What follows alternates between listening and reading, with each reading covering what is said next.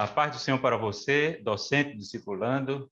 Estamos aqui para mais uma realização de um podcast.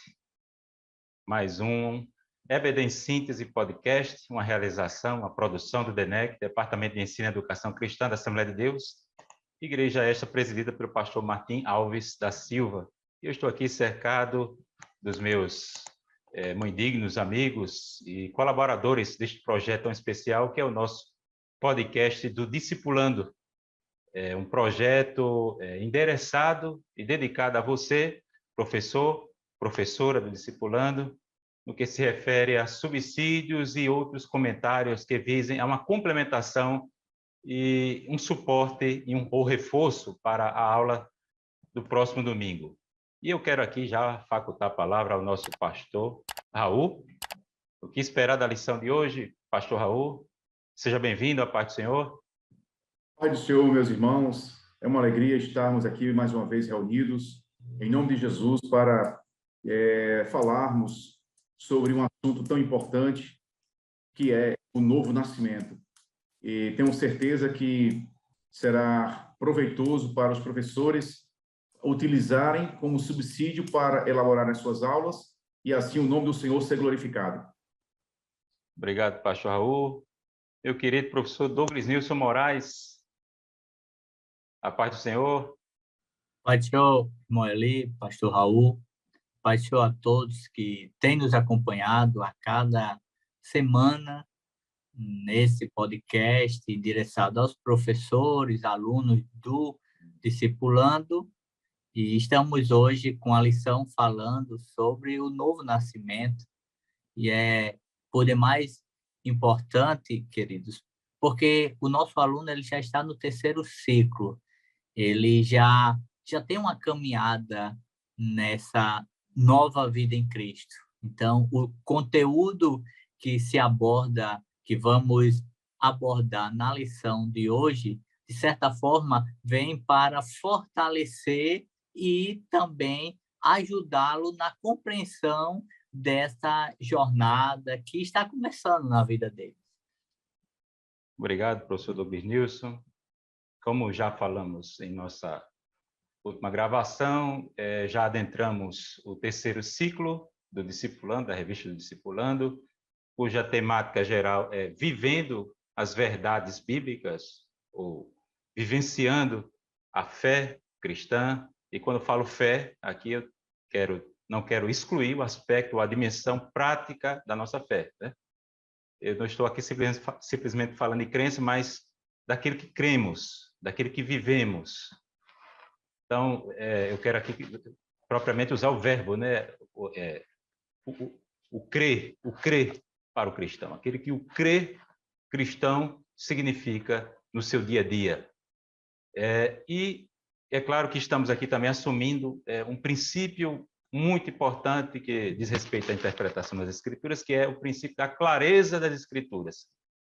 E reitero o que eu falei na última gravação, em relação àquilo que está escrito na segunda carta do apóstolo Pedro, no capítulo 1, versículo 3, que, em outras palavras, você poderá entender da seguinte forma, né? Tudo aquilo que é para que nós venhamos a crer, que venhamos a praticar, tudo aquilo que se aplica à piedade cristã é facilmente ou claramente identificável nas Escrituras.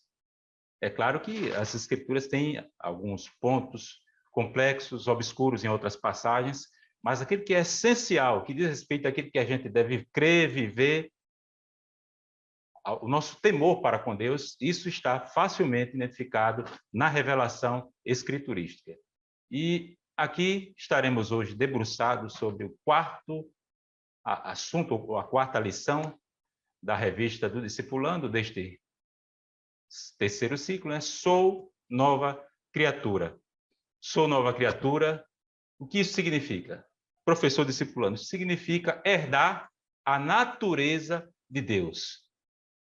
E quando eu falo sobre essa herança, né, o fato de você herdar e experimentar essa nova vida que você recebe de Deus, isso tem implicações radicais para a sua vida e para a vida do discipulando, para a vida do aluno a quem você estará ensinando.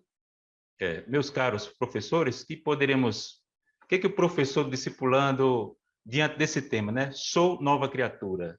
O que esse tema já inspira em termos já, digamos, de preâmbulo, né? Não propriamente já introduzindo o assunto, mas como é que o professor já poderia se dirigir à classe? Bom, meu amado irmão, chama a atenção já o tema da lição, né? Sou nova criatura, é uma afirmação.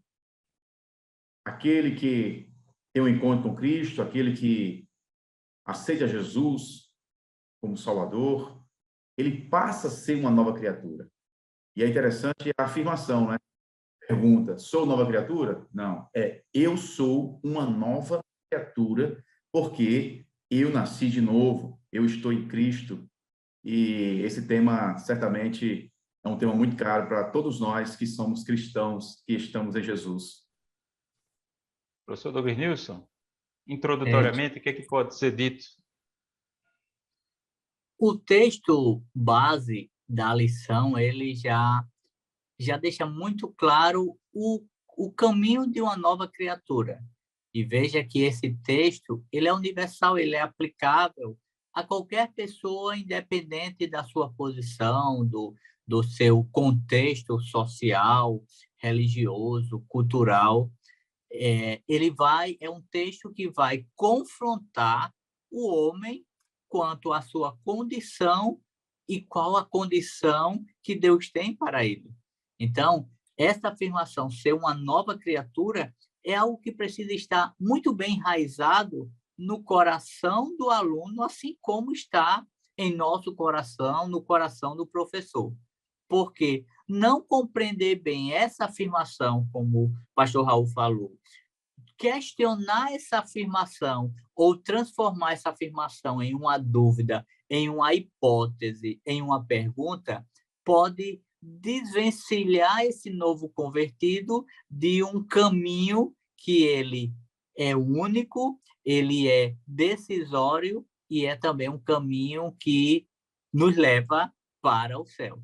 Então, acho que eu entendo que o pastor Raul foi muito feliz quando ele enfatizou: sou nova criatura. É uma afirmação. E nós vamos trabalhar em cima dessa afirmação. Afirmação acerca de um privilégio. Isso.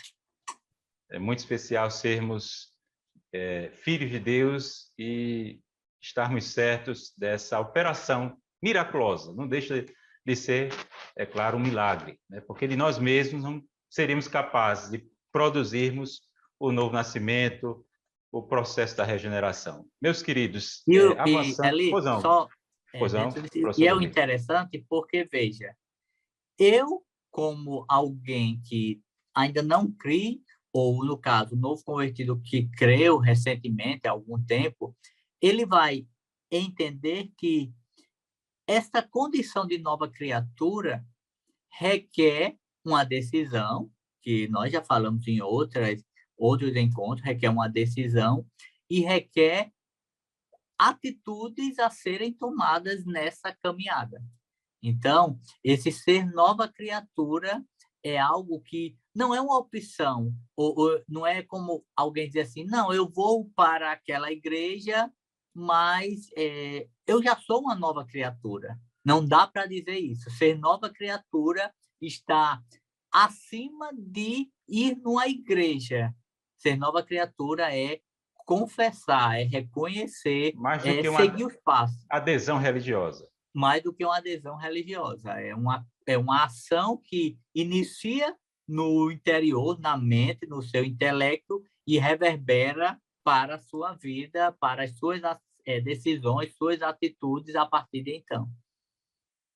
Pastor Raul, gostaria de acrescentar alguma coisa? Antes de entrarmos no primeiro tópico? E é interessante... A título de introdução. Vocês estão falando, meus caros irmãos, porque ser uma nova criatura tem muitas implicações. Significa ser criação de Deus, ser criado por Deus de novo. Então, você começa uma nova história, uma nova vida. E tudo muda quando essa realidade é presente na vida de uma pessoa, de um homem, de uma mulher. E é maravilhoso. E vamos percorrer aqui a lição, que tem muita coisa boa para nós. Glória a Deus. Fique atento aí, professor discipulando, e aqui aproveito para lhe estimular a se inscrever em nosso canal, ativar o sininho, curtir não apenas este vídeo, como também os demais vídeos dos segmentos que integram esse grande projeto que é o podcast do DENEC, da Assembleia de Deus. Primeiro tópico da lição, por que estaremos falando sobre o motivo, a razão, né? Por que ou a necessidade, porque não, né? Também aqui me refiro aqui em termos de necessidade. Qual a razão e a necessidade desse nascer de novo, desse renascer, dessa regeneração, dessa nova vida? E eu quero aqui pontuar alguns elementos, como entre os quais a que se deve essa razão do novo nascimento é o fato de o pecador estar morto em seus delitos e pecados, de acordo com Efésios capítulo 2, versículo 1, né? Ou seja, um estado de morte espiritual. E isso é um efeito do pecado sobre o indivíduo. Uma outra razão, a necessidade absoluta da graça. É impossível o pecador de si mesmo ou por si mesmo ter qualquer tipo de iniciativa para produzir a regeneração. Ele não tem como se auto-regenerar de si mesmo ou por si mesmo, a não ser por uma ação ou por obra do Espírito Santo. De acordo com João capítulo 1, versículo 13, está escrito, né? Aqueles que não nasceram nem da vontade da carne, nem da vontade do varão. Quem opera o novo nascimento é Deus. João capítulo 1, versículo 13. É Deus, é algo sobrenatural, que diz respeito à soberania de Deus. E é claro que faz parte isso do processo da salvação. Nós temos a doutrina da justificação, quando o nome responde de forma positiva à oferta do evangelho, acontece o novo nascimento, essa restauração, como o pastor Raul já colocou, né, em termos de recriação. Essa restauração, Deus está revertendo através do evangelho os efeitos do pecado, ou a maldição do pecado na criação, e isso tem começado em nós, nas suas criaturas. E nós temos o exemplo de Nicodemos, que é o personagem do diálogo da leitura bíblica em classe. O que é que eu poderia dizer de Nicodemos? É um ortodoxo, né? Um teólogo ortodoxo, conservador, mas ainda assim precisava nascer de novo. Nascer de novo. E qual era o problema do segmento ao qual o Nicodemos pertencia? Né? Por exemplo, ele tinha feito uma adesão pelo farisaísmo, né? Pelos fariseus, o segmento, o grupo, o partido dos fariseus, um grupo separatista, né? E era um grupo que se julgava justo aos próprios olhos. E isso é muito complicado. Jesus chega e o confronta. É necessário nascer de novo. Pastor Raul ou professor Douglas Nilson, fiquem à vontade. Certo.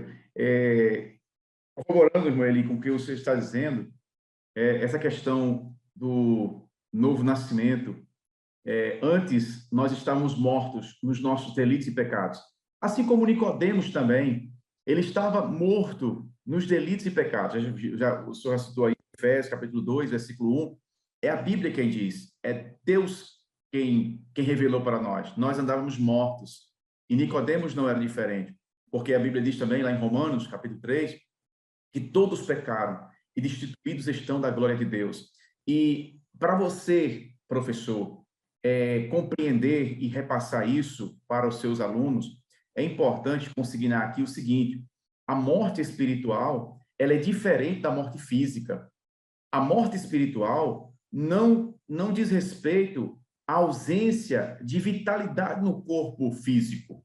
Não é assim a morte espiritual. A morte espiritual, ela é a separação do homem de Deus. Separação. Então, o que separa o homem de Deus? É o pecado. É aquela vontade deliberada de pecar.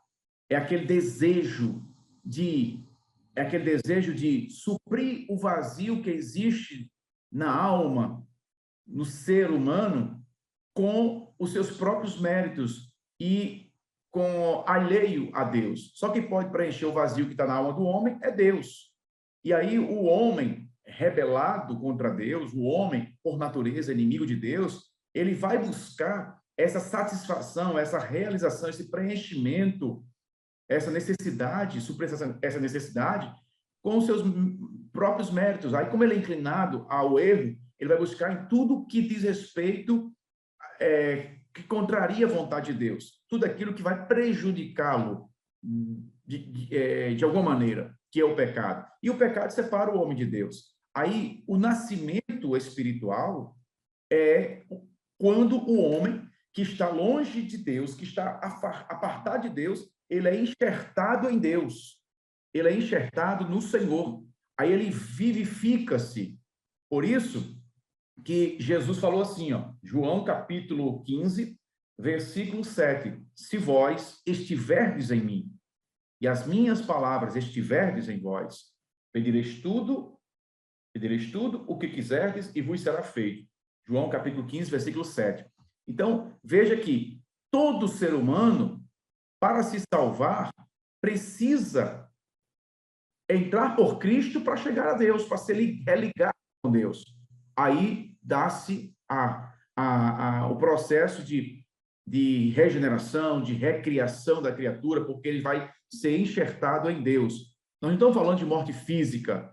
A morte física é outra coisa, tá certo? Então, deixa bem claro isso, que é uma restauração espiritual, porque Jesus estava falando para Nicodemos da ressurreição, do novo nascimento espiritual, e não nascimento físico, como entendeu Nicodemos, ou como aqui na lição o comentarista até diz, né? Será que ele entendeu muito bem, mas queria justificar-se, né? Então, é muito interessante esse tópico e é bom chamar a atenção dessa diferença de morte física e morte espiritual, e Jesus, ele veio nos ressuscitar espiritualmente.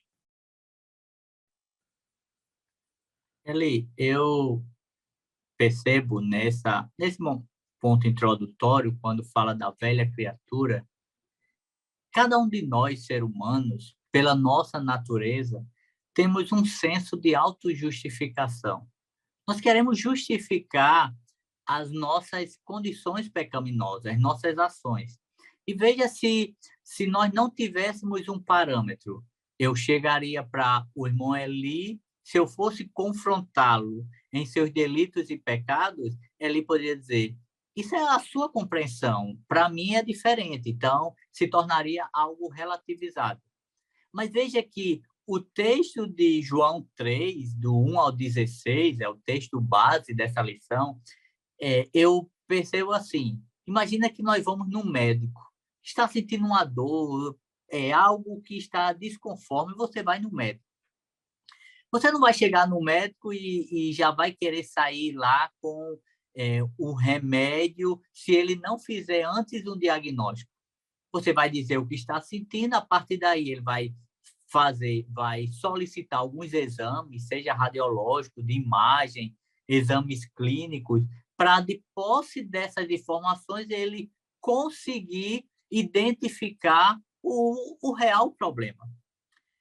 Quando nós nos deparamos com a palavra, o diagnóstico já está lá. E o nosso problema já está aqui. Não tem... O que vai mudar é, assim, as particularidades de como esse problema se apresenta na minha e na sua vida, mas o problema é o mesmo, pecado. E olhar esse diagnóstico que é tão preciso, é muito mais preciso do que qualquer exame de imagem, qualquer Doppler, qualquer scanner que exista, qualquer tecnologia, esse exame ele é preciso porque, baseado até em Efésios, no capítulo 2, o Paulo vai dizer, iniciar nos 3 primeiros versículos, como nós éramos, como é a vida de alguém sem Deus, mergulhado em delitos e pecados. Isso independe se você é um bom filho, você é um bom esposo, você é uma boa pessoa da sociedade, um bom profissional. A questão não está nas relações horizontais, é que na relação vertical nós estamos afundados em delitos e pecados. Essa é a nossa velha criatura. E alguma coisa precisa ser feita. Só que essa coisa já foi feita. O médico, ele já tem o diagnóstico e ele já tem a solução. E essa solução nós vamos ver mais adiante.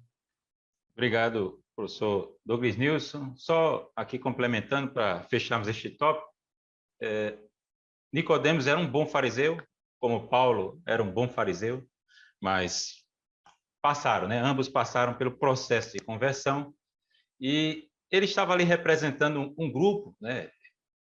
Era oriundo, né, desse segmento aí dos fariseus, e era um grupo que se orgulhava da sua etnia, do seu favoritismo, do nacionalismo judaico, né? E ele chega até e Jesus, né, o confronta, explicando que o novo nascimento nada tem a ver com nascimento natural. Nada tem a ver com etnia, nem com nacionalismo. É um renascer espiritual. E ele vai dizer que é apenas um nascimento, né? Um novo nascimento. Se você, professor de disciplina, se for conferir a construção na versão original, a interpretação que é possível é de um nascimento, não dois nascimentos, como se fosse um nascimento espiritual dentro de uma certa modalidade ou dentro de uma certa operação e um outro nascimento. Não. Jesus está confrontando nascimento físico com nascimento espiritual, né? Portanto, se trata apenas de um nascimento, aquele ao qual Jesus está apontando como necessário para a vida de Nicodemos.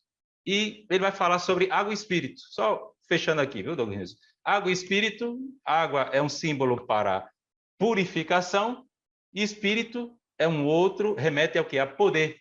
Então, um poder purificador. Se você for observar depois com mais calma, no capítulo 36 do livro de Ezequiel, no Antigo Testamento, você vai observar uma analogia interessante entre esse pano de fundo por trás desse diálogo de Jesus com Nicodemos. Professor Douglas Nilson? Eli, ainda nesse primeiro tópico, quando o escritor vai falar sobre uma natureza que não se sujeita a Deus, poderíamos resumir pelo menos 3 pontos que caracteriza a nossa velha natureza. A primeira é insubmissão. Todos nós, todo aquele que não se rende à palavra é insubmisso à palavra. Isso é uma característica da velha natureza, não se submeter à palavra de Deus. O segundo aspecto é o egocentrismo, ou seja, quando eu não me rendo à palavra, todo o meu viver está centrado em mim mesmo, nas minhas necessidades, no meu querer. Então, Deus não é o centro da minha vida. E o terceiro aspecto é o individualismo. Se eu não estou submisso à palavra, se Deus não é o centro da minha vida, quem vai conduzir o meu viver? Sou eu. E como eu conduzo esse meu viver? Nas minhas práticas pecaminosas, em uma vida que não vive para glorificar a Deus.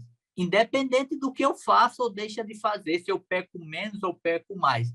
Mas o propósito de nós estarmos aqui, eu, Eli, pastor Raul, todos aqueles que nos acompanham através desse podcast, todo ser humano vivo ou os que vão ainda vir à vida, ou os que já viveram, todo ser humano, ele vem a esta terra com um propósito que é glorificar a Deus.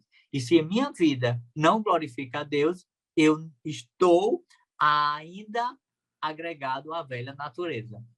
Pastor Raul? Isso é tão verdade, professor Douglas Nilson, que o ser humano, ele tenta ser o seu próprio Deus. Quando se submete a Deus, né, porque corroborando o que você falou, quando ele não se submete a Deus, ele vai querer ser o seu próprio Deus. Ou seja... Uma espécie de maioridade, né? Exatamente. Desprezando o pai. Exatamente. A tutela do pai. Ele vai querer ser o seu próprio Deus ao seu jeito, ao seu modo. E não funciona assim. A natureza, a natureza espiritual, ela funciona para todos, a lei é para todos. A lei é para todos, independentemente, Deus não faz distinção de pessoas. Então, na hora que o homem ele busca meios alheios a Deus para se salvar, ele está demonstrando com isso a sua rebeldia a Deus, a sua intenção de não se submeter-se à vontade de Deus, a sua arrogância, né, o seu orgulho. Então, realmente, isso que o professor Luiz falou é muito importante. E o novo nascimento não é algo psicológico, não é algo social, filosófico, cultural, é muito mais que isso. O novo nascimento é espiritual. Existe uma vida espiritual. E o espiritual, ele determina o natural, não é o contrário. Então, o processo se dá no âmbito espiritual, que, como está ligado ao corpo e à alma, ele vai, sim, reverberar os efeitos no campo social, no campo psicológico, a pessoa passa a ser mas ter tranquilidade, a pessoa passa a ser orientado, ter segurança, ter características de pessoas que apresentam o fruto do Espírito, gozo, paz, que vivamos sofrendo, ainda que tenhamos tribulações, ainda que estejamos cheios de problemas, mas ainda assim temos o Espírito Santo dentro de nós, que às vezes não sabemos nem explicar, e quanto mais nos esforçamos para explicar, parece que mais distante fica daquele que está a ouvir. Mas quem está ouvindo vai entender, aqueles que nasceram de novo vão entender o que nós queremos dizer. O Espírito Santo de Deus testifica o nosso espírito, é algo muito profundo, né? E isso tudo faz a diferença na nossa vida, no nosso jeito de ser, e isso é muito importante. Lê, e dentro desse ponto, eu ainda queria contribuir no seguinte aspecto.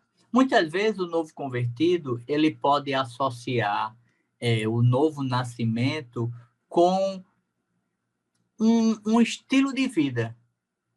E aí ele pode associar que várias pessoas, por ter um estilo de vida que parece com a vida cristã, ele generalizar e achar que todas aquelas pessoas, de certa forma, já vivenciaram o novo nascimento, porque tem um estilo de vida que se assemelha ao estilo de vida de quem nasceu de novo. Mas a questão do novo nascimento não está primariamente voltado a minhas ações nas relações horizontais.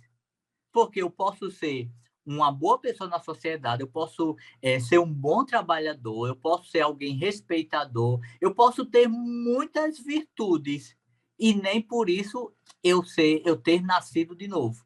Porque o nascer de novo, ele vem imbuído de uma ação espiritual e automaticamente o perdão dos pecados, a reconciliação com o Pai, a habitação do Espírito Santo em nosso viver e a condução da vida pelo Espírito Santo. Então, agora, eu não entrei em transe, eu não sou alheio ao que acontece, mas a presença do Espírito Santo em meu interior me convence, me constrange, me confronta, para que, à luz das Escrituras, eu seja um imitador de Cristo. Então, sem esse ato primário, eu não passarei de um religioso.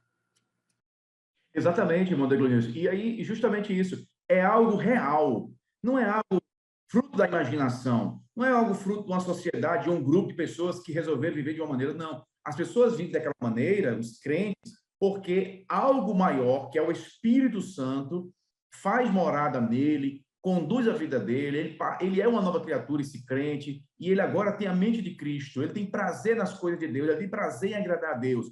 E outra coisa, todo mundo peca.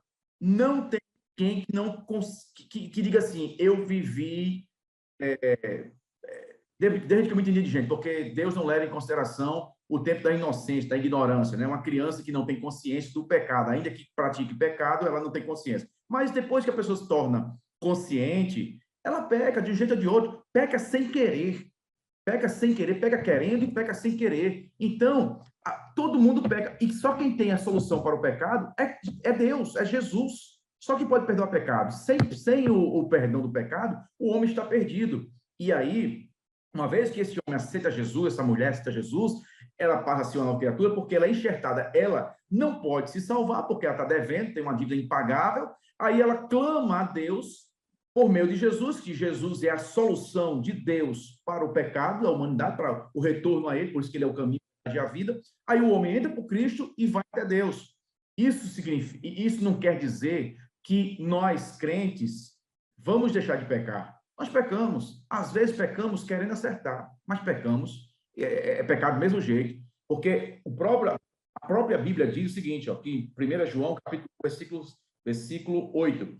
Se dissermos que não temos pecado, enganamo-nos a nós mesmos e não há verdade em nós. Agora, se confessarmos nossos pecados, ele é fiel e justo para nos perdoar os pecados e nos purificar de toda injustiça. Se dissermos que não pecamos, fazemos-o mentiroso e a sua palavra não está em nós. Aí você pode perguntar assim, mas peraí, como é que pode? Quer dizer que a gente, crente, ainda continua pecando? Infelizmente, pecamos. Infelizmente. Por isso, Jesus nos ensinou, quando fôssemos orar, orarmos assim, Pai, perdoa os nossos pecados, assim como nós perdoamos aqueles que nos têm ofendido. Foi objeto da lição número 4, né? Que nós trabalhamos aqui. Então, qual é o grande segredo, então? Uma pessoa que peca, que está morta espiritualmente, e eu que estou vivo espiritualmente e peco. A diferença é o seguinte, meu amigo. A diferença é que você que é crente, estamos em Cristo. Estamos em Cristo.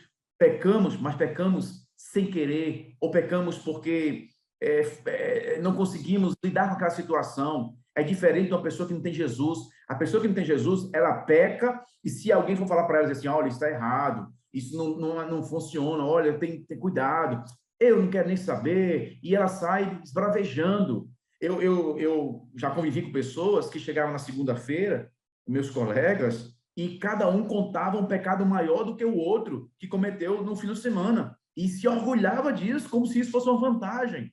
Ora, o pecado mata o homem. É diferente mais de um crente, de uma pessoa que é nascido de novo. Quando ele peca, ele sente tristeza, ele vai orar e ele pede perdão a Deus. Por isso nós estamos em Deus, tá? Porque nós queremos o Senhor. É um ato volitivo, é um ato voluntário e de vontade. Eu quero o Senhor. Eu sei que só o Senhor tem as palavras da vida eterna, como disse o apóstolo Pedro. Só Ele é o caminho, a verdade e a vida. Eu me agarro com Ele. É claro que eu sou falho, mas entenda uma coisa, o fato de nós sermos nova criatura, de nós sermos salvos, não quer dizer que a gente seja perfeito. Nós temos perfeito, mas estamos num processo de aperfeiçoamento até chegarmos à estatura de varão perfeito, e nosso sonho, nosso objetivo é o céu, e para lá nós vamos, porque Jesus é quem nos garante. Obrigado, pastor Raul. É importante, professor do discipulando, você, professora, também, entender que a justificação precede esse processo da regeneração. No Evangelho de João está escrito, mas a todos quantos o receberam, deu-lhes o poder de serem feitos filhos de Deus, a saber, os que creem no seu nome. Então, primeiramente, você responde à oferta do Evangelho, você responde à graça, à atuação da graça sobre o pecador responde, né? O Evangelho, o pecador ele é exposto ao Evangelho, a graça é infundida, o Espírito Santo atua no coração do pecador, ele responde aceitando a oferta da salvação, se apropriando pela fé. Quando isso acontece, ele em seguida recebe o novo nascimento. E uma outra passagem interessante que reforça essa ideia de que morte espiritual nada tem que ver com aniquilação, né? Ou privação da vida, ou de vitalidade. Nós encontramos a parábola do filho pródigo. O que é que está escrito lá? Este meu filho estava morto e reviveu. Estava perdido e foi achado. Ali não era um cadáver. Era alguém alienado do pai, afastado do pai, exilado do lar, que era a sorte de cada um de nós que estamos aqui outrora falando sobre esse privilégio do novo nascimento. Meus queridos, estamos aqui já adentrando a metade do assunto de hoje. a nova vida e a verdadeira vida, né? O segundo tópico, a verdadeira vida, professor discipulando, o que significa, em essência, essa verdadeira vida?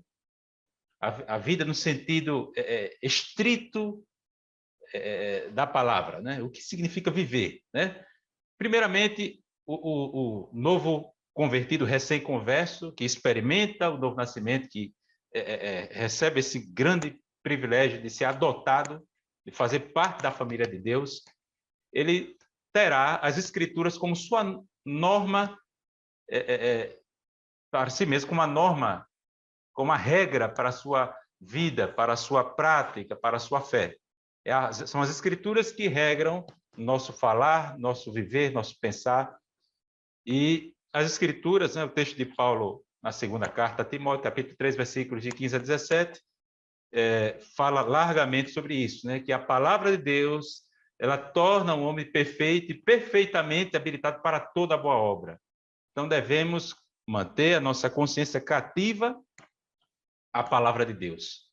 É assim que você começa a viver como um filho que tem temor para com o pai de todos os pais. O pai de quem provém toda a paternidade, o pai perfeito, que é o nosso Deus, o pai de nosso Senhor Jesus Cristo. Se submeter a Deus através das Escrituras, se submeter a Cristo. Cristo não é apenas Senhor, ele também aliás, ele não é apenas Salvador. Ele não vem apenas para te redimir. Uma vez redimido, você também passa a se sujeitar ao senhorio de Cristo. Cada área da sua vida deve ser governada por Jesus. Você não pode afastar o senhorio, ou a onipresença, ou a soberania de Cristo de determinadas esferas ou aspectos da sua vida. Jesus é Senhor sobre tudo, inclusive da sua vida. Você, professor, ou você, quem sabe, não tem vínculo com o quadro docente da EBD, mas se interessou pelo conteúdo deste canal, tá certo? Cristo, é isso que significa professar Cristo, né? Professar Cristo como Salvador e Senhor, né? E Cristo é o padrão e o poder para mudar, para transformar qualquer vida, qualquer existência, qualquer história.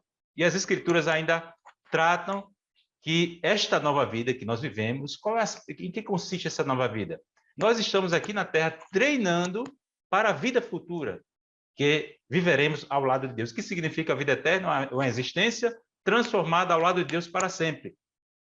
E no livro de Apocalipse está escrito: aquele que é limpo, limpe-se mais. Aquele que é santo, se santifique ainda mais.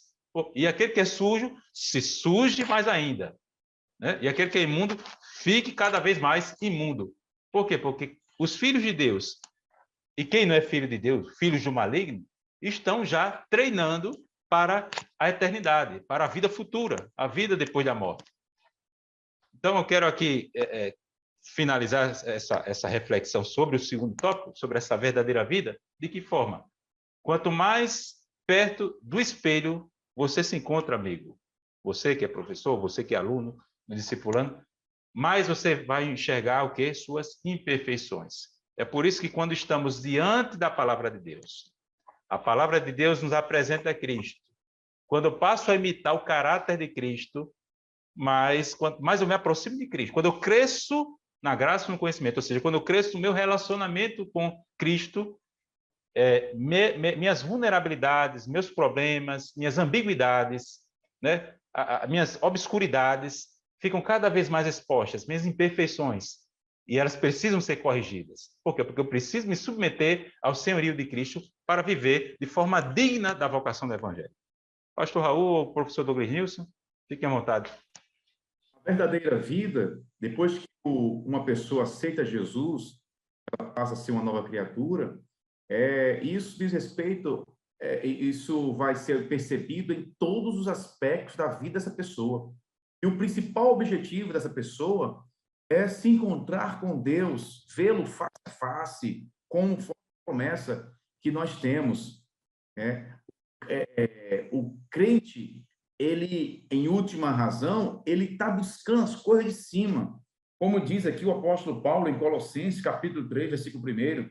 Portanto, se já ressuscitastes com Cristo, ou seja, você morreu para o quê? Morreu para o pecado, morreu para o mundo, morreu para a rebeldia, para as coisas que desagradavam a Deus, e ressuscitou, porque você agora foi enxertado em Deus novamente, através de Jesus. Portanto, se já ressuscitado com Cristo, buscar as coisas que são de cima, onde Cristo está sentado à destra de Deus. Pensar nas coisas que são de cima, e não nas que são da terra, porque já estáis mortos, e a vossa vida está escondida com Cristo em Deus. Olha só que maravilha. E por aí continua. Então, ter uma verdadeira, né? Você tem uma verdadeira vida, significa isso. É você agora buscar as coisas que são de Deus, que agradam ao Senhor. E isso não é, como eu já repito, né? Já falei aqui, não é um processo doutrinário simplesmente, ou pedagógico, porque alguém aprendeu, porque agora vou me inserir num grupo que age dessa forma. Não, é algo vivo, é o Espírito Santo de Deus. Deus é um ser real, Deus é vivo, Deus ele se relaciona com o homem, e nós estamos só ensaiando, como falou aqui o professor Eli, nós estamos ensaiando aqui para um dia fazer mais força, com mais ênfase, onde? No destino que Deus preparou para nós, que é o céu. O céu está destinado para nós. Nós estamos predestinados ao céu, porque Jesus nos salvou, né? Não a predestinação fatalista, aqui não quero fazer confusão, mas nós estamos indo para o céu, nós estamos destinados ao céu. Então, nós vamos chegar lá, porque nós somos nova criatura, nós estamos em Cristo, e é Cristo quem este destino. E, irmãos, veja como essa verdadeira vida, essa nova vida, nós precisamos voltar um pouco ao momento da decisão. Nós tomamos uma decisão, e isso expressamos publicamente, mas muitas vezes alguém pode expressar publicamente, mas o seu coração não está aberto ao verdadeiro processo de transformação que o Espírito Santo quer operar na sua vida. Então, veja bem, a partir do momento que eu me rendo a Cristo, que você se rende a Cristo, há um processo de transformação gradativa que vai acontecendo, de dentro para fora. Inicia interiormente, isso vai ser apresentado exteriormente com minhas atitudes. Mas veja como isso é interessante. Outro dia eu estava em um ambiente e alguém perguntava a outra pessoa se a pessoa tinha deixado um determinado vício. E aquela pessoa dizia, faz 1 ano que eu não estou mais nesse vício. E aquela pessoa recebeu elogio por conta dessa atitude. Mas veja que quando alguém se rende a Cristo e os vícios, as práticas que o aprisionavam no passado já não lhe faz mais, já não lhe satisfaz, porque há um que lhe preenche de um modo completo, essa pessoa não é compreendida. Então, alguém vai chegar para ele e dizer, não, é porque alguém está lhe constrangendo, mas você não é feliz. Eu acho que Raul não é feliz porque ele não está vivendo, quando, na verdade, há algo em nosso interior que só vai saber quem vivencia essa experiência, que não nos faz sentir falta daquilo que está lá fora. E, em contrapartida, quem está lá fora, por não desfrutar desta presença, a habitação do Santo Espírito em nós, essa comunhão, essa vida com Deus e essa relação com Cristo, essa relação de perdão de pecado, de justificação, o que acontece? Quem está lá fora olha para nós e pode ter uma sensação de tadinho, coitado, não sabe o que está perdendo. E nós, olhando em contrapartida, nós temos empatia, misericórdia, compaixão, porque eles, achando que estão ganhando, na verdade, estão perdendo. Então, o novo convertido, e o professor precisa passar isso, que esta verdadeira vida, ela é algo que vai sendo é um processo contínuo, e tem que ser contínuo. Se eu aceitei a Cristo hoje, e daqui a 5 anos, o irmão Raul, que esteve no dia da minha decisão, me conheceu de infância, de juventude, e olha para mim e não vê aspectos de mudança, então há fragilidades nesse meu processo de crescimento, de maturidade espiritual. Mas se em contrapartida, o irmão Raul me encontra e eu digo, olha, no passado eu era uma pessoa assim, assim. E Raul disse, não dá para acreditar que você era isso, porque eu vejo Cristo na sua vida. Então, esse processo ele está caminhando à luz da palavra de Deus. Obrigado, professor Douglas Nilson. Obrigado, pastor Raul. Avançando aqui para o terceiro tópico. Eli, só para completar aqui o que o professor Douglas falou, que é muito interessante, muito pertinente, questão, às vezes o mundo não nos compreende, porque a própria palavra de Deus diz que quem anda no Espírito, quem não está no Espírito, não entende as coisas do Espírito, né? As coisas do Espírito só se discernem espiritualmente. E às vezes, eu costumo representar, para as pessoas entenderem, mais ou menos como a droga. A droga, ela gera um prazer. Ela gera um prazer.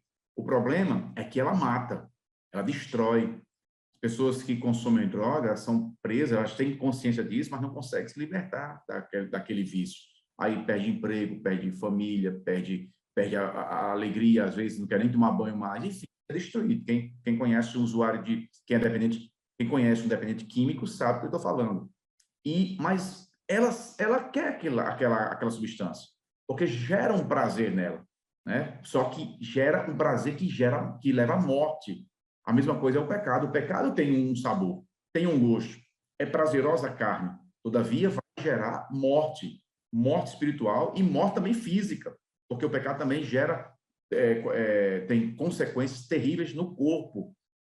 Então, as pessoas não compreendem. Mas nós que estamos em Cristo, nós somos diferentes. Diferente em que sentido?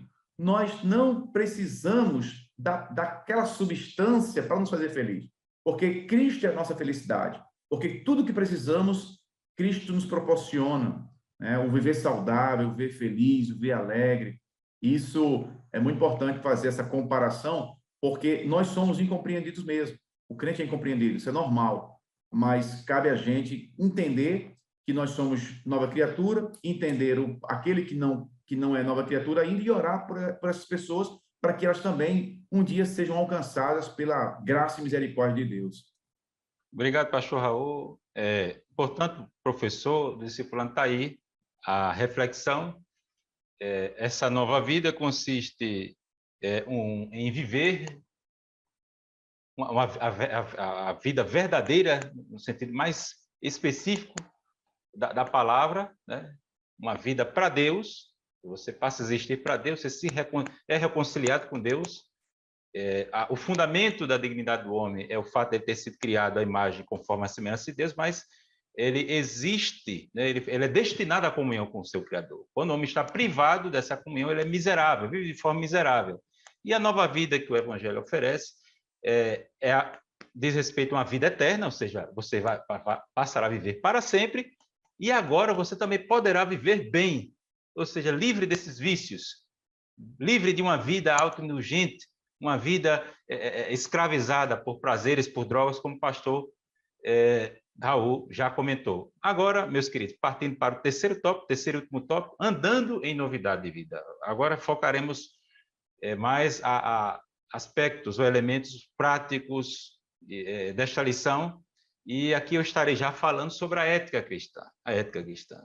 A ética, do ponto de vista filosófico, é a pergunta acerca do que é o bem, ou o sumo bem. E, de acordo com as escrituras, o bem diz respeito ou abrange motivações, não apenas motivações, mas também deveres, princípios, imperativos, injunções morais, mandamentos, aquele que você deve fazer, aquele que você não deve fazer, atos ou comportamentos são proibidos, né? E a omissão também é condenada nas Escrituras. Então, tudo isso aí tem a ver com a vida cristã.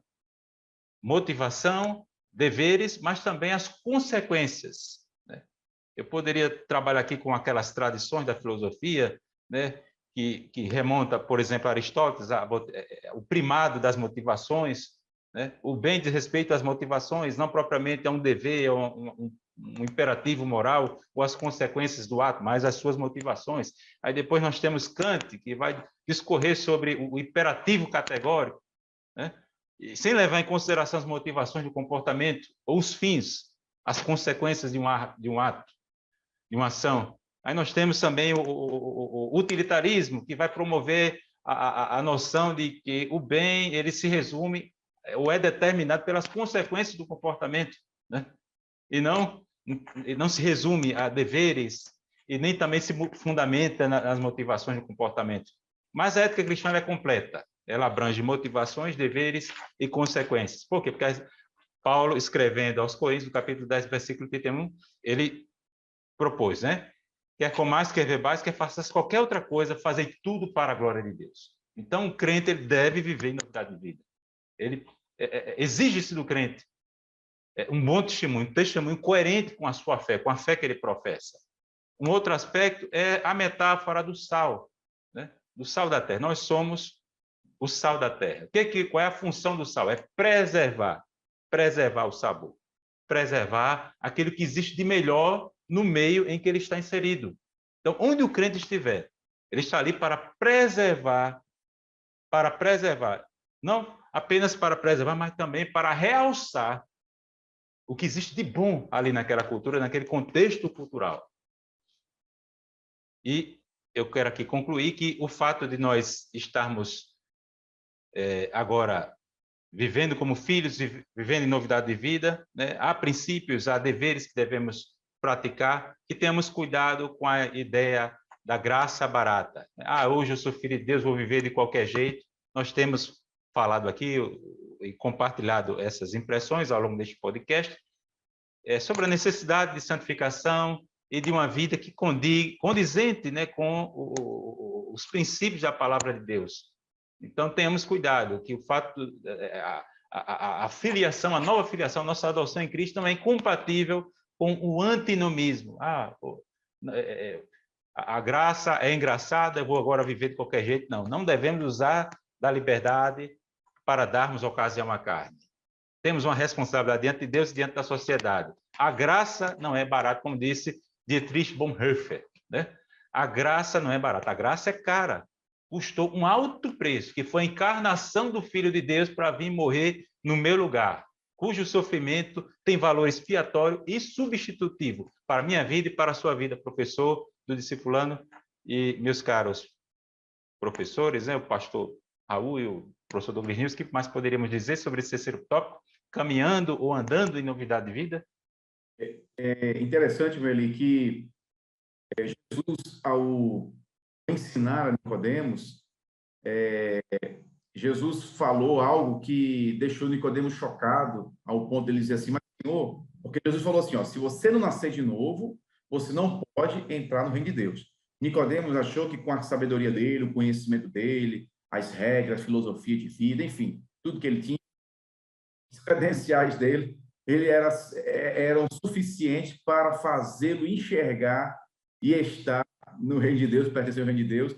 E Jesus foi claro, dizendo, olha, se você não nascer de novo, você não pode entrar no reino de Deus. Aí ele não compreende e diz, mas Jesus estava falando, como já colocamos aqui, da questão do nascimento espiritual. Aí Nicodemos não entendeu, aí falou assim, mas como é que pode ser isso? Pode, porventura, um homem, sendo velho, que ele já tinha uma certa idade, voltar ao ventre da mãe e nascer de novo? Olha que pergunta, né? Aí Jesus falou assim, peraí, já que você não entende das coisas espirituais, eu vou te falar das coisas da terra. Aí Jesus deu uma aula, mas não foi uma aula assim de nível de primeiro grau, de segundo grau, que nós conhecemos hoje, foi de terceiro para quarto grau, foi de doutorado. Ele diz assim, o vento assopra onde quer, ouve a sua voz, não sabe de onde vem nem para onde vai. Jesus falou ali sobre a formação dos ventos, aula profunda em geografia, aula de terceiro grau. E aí, Nicodemos ficou de boca aberta. Aí ele disse assim, peraí, como é que pode ser isso? Aí Jesus falou, olha, tá vendo? Eu baixei o nível do céu para a terra, você é mestre em Israel, você tem o dever de conhecer isso que eu estou falando, porque eu estou falando das coisas da ciência da terra. falando dos ventos. Você não é mestre? Ora, se você é mestre, se você não sabe das coisas da terra, como é que você vai saber das coisas do céu? Então, tem que nascer de novo. Então, Jesus mostrou para ele ali que o conhecimento humano que ele tinha não servia para o colocar dentro do reino de Deus. Era necessário nascer da água e do Espírito, ou seja, necessário aceitar Jesus como Salvador, porque é Jesus, é o Espírito Santo de Deus que faz esse processo de reinserção, de reinserir o homem no reino de Deus, de reinserir o homem em Deus. Por isso que agora nós temos a natureza de Deus, a natureza de Cristo está em nós, porque nós estamos nele. E aí uma pessoa que é regenerada, que nasce de novo, ela tem que andar como o apóstolo Paulo falou lá em 2 Coríntios, capítulo 5, versículo 17. Ele fala assim, ó, assim que se alguém está em Cristo, ou seja, nasceu de novo, nova criatura é. As coisas velhas se passaram, eis que tudo se fez novo. Ou seja, as práticas que se realizava no passado ficou para trás, já era. Agora eu ando em novidade de vida. O evangelho, a vida espiritual, como eu falei, ela é algo muito poderoso, muito forte. Não é algo assim da ficção, não é algo assim criado pela mente humana, não. É algo que vem de Deus. E isso irradia para todas as nossas ações. E aí, então, nós passamos a andar em novidade de vida. Andamos praticando as boas obras. Porque está escrito também lá em Efésios, capítulo 2, versículo 8, salvo engano, fala assim, pela graça sois salvos, por meio da fé. E isso não vem de vós, é dom de Deus. Versículo 8. Versículo 9, né? Aliás, versículo 9 diz assim, não vem das obras para que ninguém se glorie. Aí, o versículo 10, deixa eu procurar aqui, o versículo 10 fala assim, porque somos feituras suas, ou seja, somos feitura de Deus, criados em Cristo Jesus para as boas obras, as quais Deus preparou essas boas obras para que a gente ande nela. Ou seja, o crente quem é nascido de novo, né? Como o professor Douglas falou, às vezes a pessoa aceita Jesus, ali, aceita Jesus com a mão, mas ela ali foi um ato, mas ela não quer Jesus, na realidade. Ela foi por alguma razão, mas não abriu o coração. De fato, ela não aceitou Jesus. A gente vê ali exteriormente, mas isso é um processo interior, né? E se a pessoa realmente aceita Jesus, ela vai andar em novidade de vida. Ela vai andar agora nas boas obras, porque Deus fez as boas obras para que a gente ande nelas. Não são as boas obras que nos salvam, mas quem é salvo anda realizando boas obras. E boas obras é contrário à prática do pecado, à prática daquilo que obras mortas. Eli, certa vez eu estive em uma profissional da nutrição e ela dizia o seguinte, que eu costumava, após o almoço, tomar um pouco de café. E aí ela dizia que o café, se eu me alimentar de feijão, então o café ele acaba inibindo a ação do ferro existente. Então, em outras palavras, eu precisava eliminar o café nesse momento para que a minha alimentação ela não seja prejudicada no processo natural de alimentação. E aí, quando nós nascemos de novo, há algumas coisas que não dá para caminhar juntas, porque uma pode inibir a atuação do outro. E é o que Colossenses vai falar, né? Nós precisamos, primeiramente, nessa nova vida, tirar a roupa velha. Só que essa tirar de roupa velha não é algo que eu chego para Raul e digo, tire. É uma ação do Espírito Santo. Raul pode, como professor, ou você que acompanha-nos, o professor vai orientar a luz da palavra, mas há uma ação do Espírito Santo que vai trabalhando para que esta parte que ainda quer guerrear dentro de mim, relacionada à velha natureza, ela precisa ser mortificada para dar lugar a uma natureza, uma veste nova, uma veste que glorifica o Senhor. E aí alguém pode perguntar, mas como é que eu vou mortificar esse velho homem?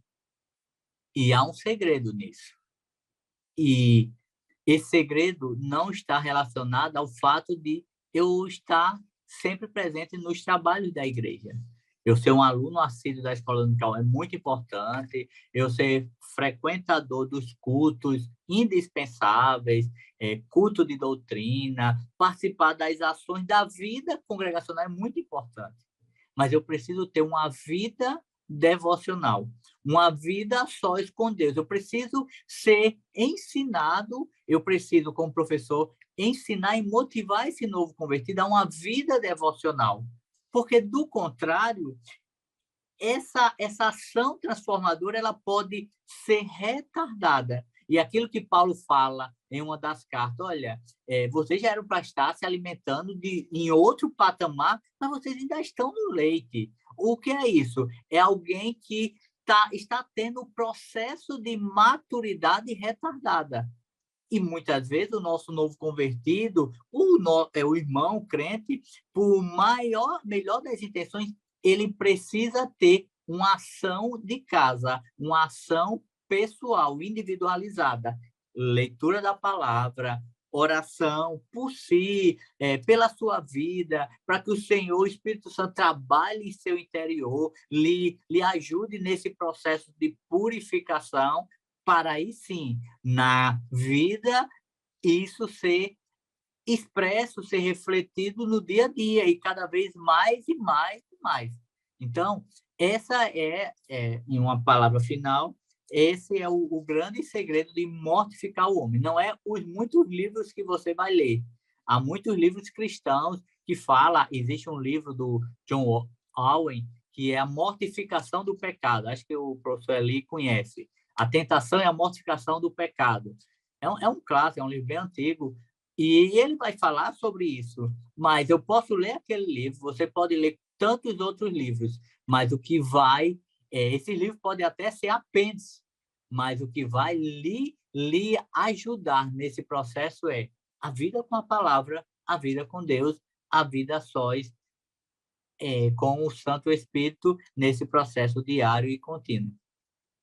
É isso. Obrigado, meus queridos. Estamos aqui já caminhando para a conclusão desta gravação e eu quero já perfilar aqui minhas palavras finais, dizendo para você, professor do discipulando, professora, deixe claro que boa intenção para com Deus não basta.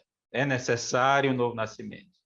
É necessário uma mudança radical. É necessário que a vida espiritual seja implantada no novo convertido e no homem pecador.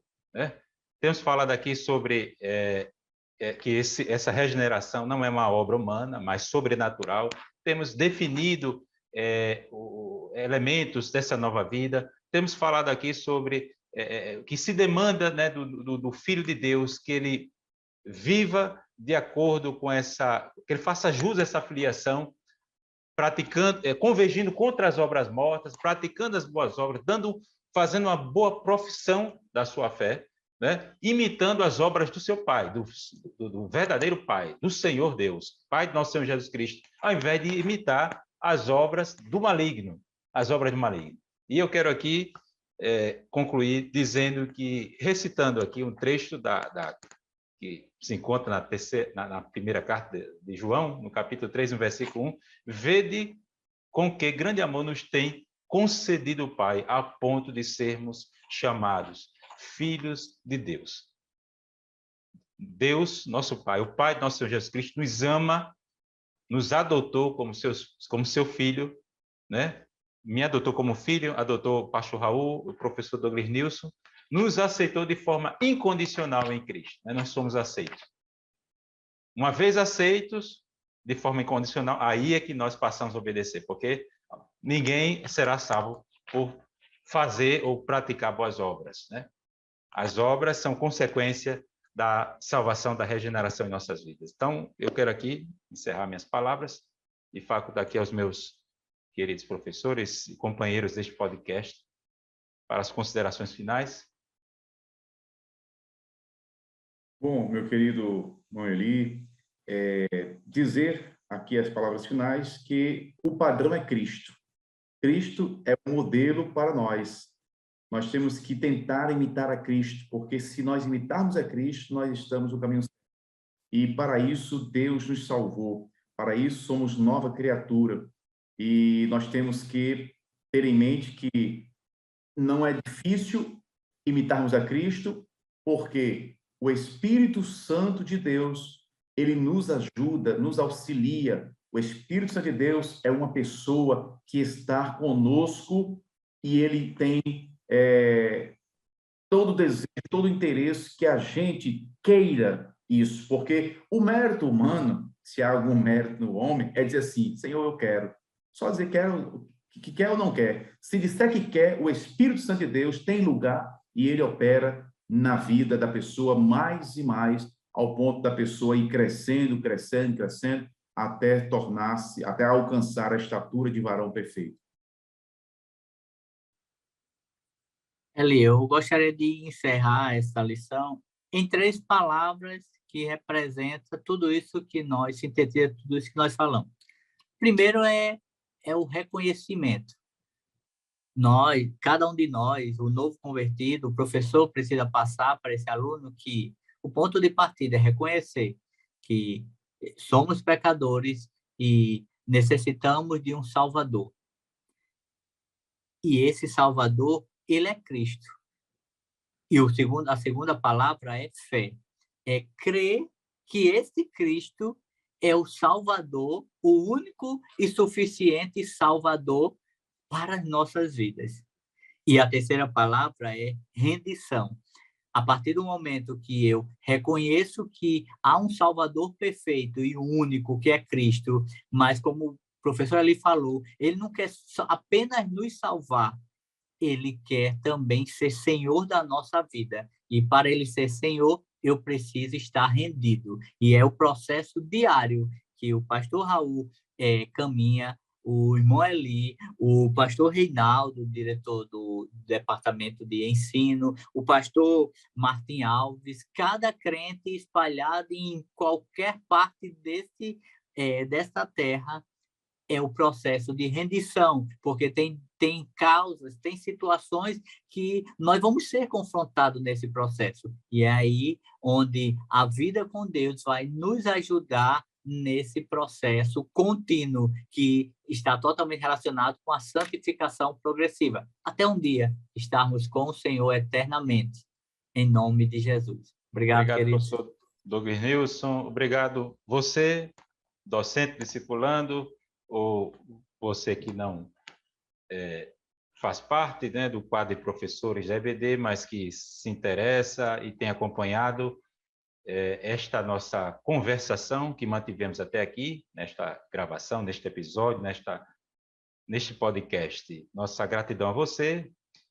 Quero pedir aqui que lhe encorajar a repercutir este vídeo e os demais vídeos deste canal, compartilhando, curtindo, deixando algum comentário. Isso será de grande proveito para todos nós. Obrigado por sua companhia. Nossa gratidão ao nosso Deus por mais um podcast. Nossa gratidão ao pastor Martim e ao pastor Reinaldo pela deferência. E, enquanto Deus permitir, estaremos aqui à frente deste podcast, contribuindo de alguma forma para a sua edificação espiritual, você que está à frente discipulando, compartilhando a palavra de Deus. Então, mais uma vez, boa noite, a paz do Senhor a todos e um abraço. Pai do Senhor, até a próxima. A paz do Senhor.